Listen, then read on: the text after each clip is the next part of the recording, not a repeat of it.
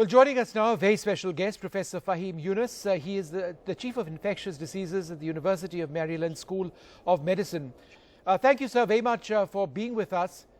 The time period which we're looking at, just a couple of months now, the US President believes he's optimistic.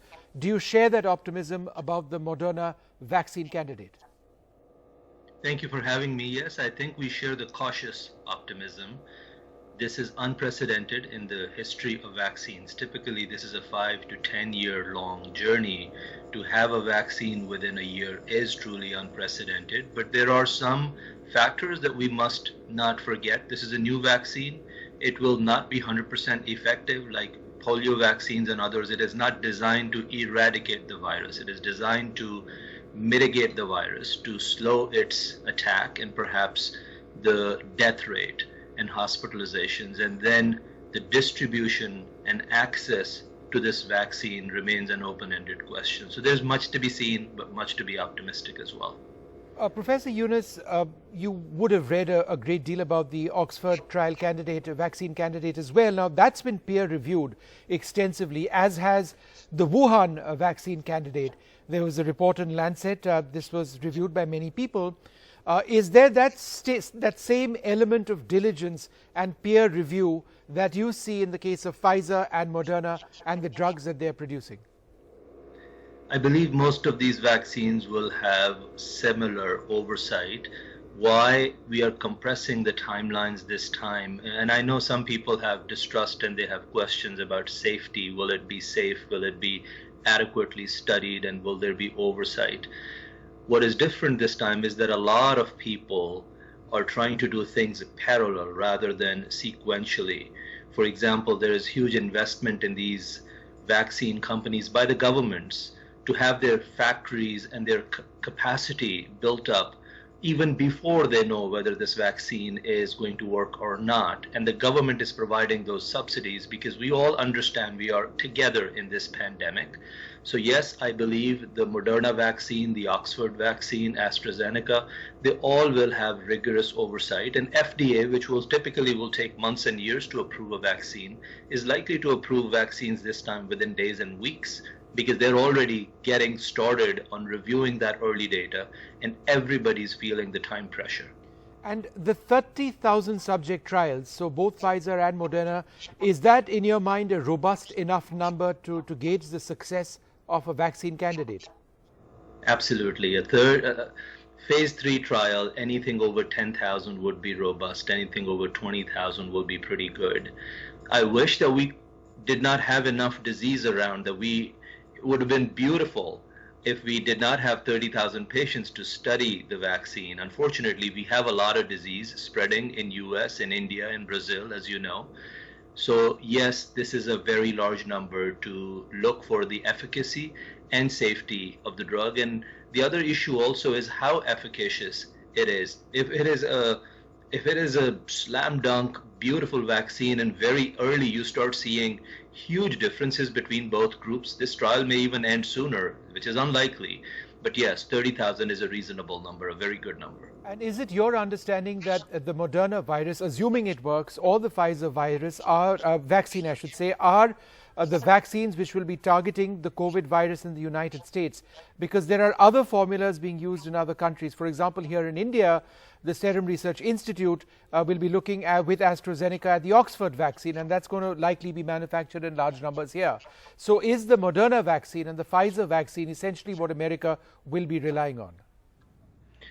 So I think it's important for viewers to know that this is not influenza, where the strain varies so much within countries and continents that one vaccine may not be effective in another part of the world.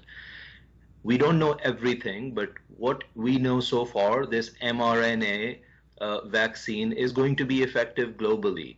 So the efficacy of Moderna vaccine, let's say if it's 70% effective in US, chances are it will be 70% effective in other parts of the world as well. And same is true for Oxford. Of course, we don't know everything, but early data is suggestive of that.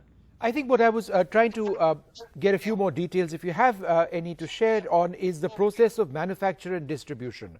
Because there have been questions on that. Who gets what vaccine candidate and how much does it cost? And therefore, is the Moderna vaccine and the Pfizer one, assuming they're successful, the ones that people in America get, whereas another vaccine is going to serve, say, India and other parts of the world, Brazil? Premature to say, because we don't know their efficacy, we don't know their side effect profile. They're using different agents in some cases. The Oxford vaccine is using a chimp adenovirus, the mRNA virus.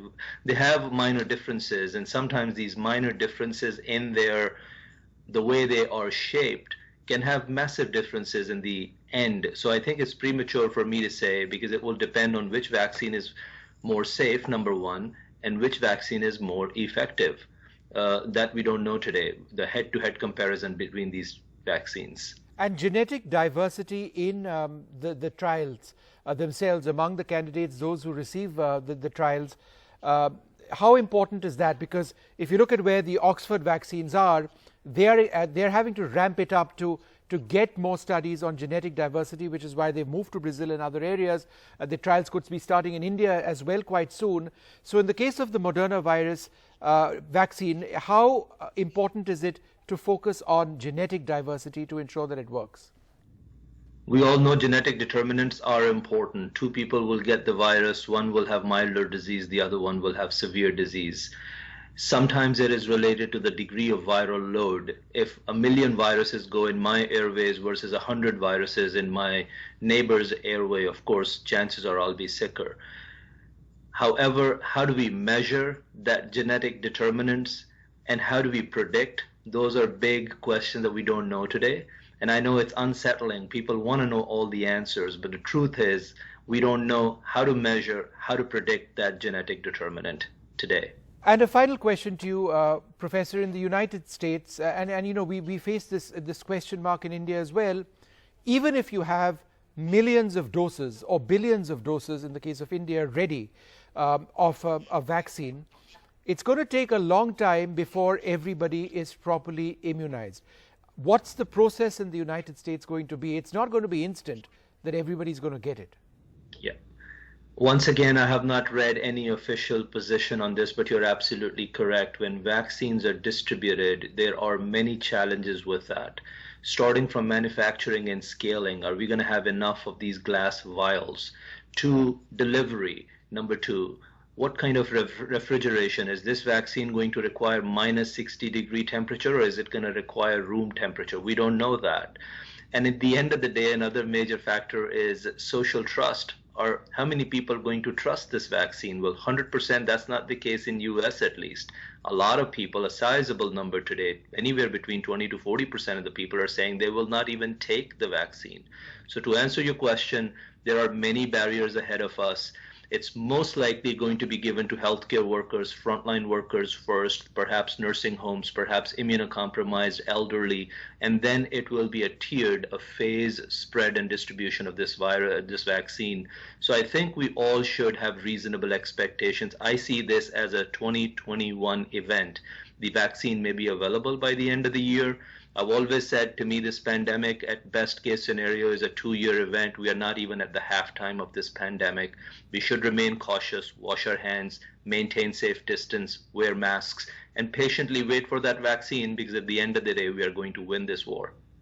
All right, Professor Yunus, it's always a pleasure speaking to you. And I think that last statement of yours, that we are just at the halfway stage, that is a sobering thought, because that is absolutely the truth by the time we all do get these vaccines. Thank you very much, sir, for joining us. Thank you.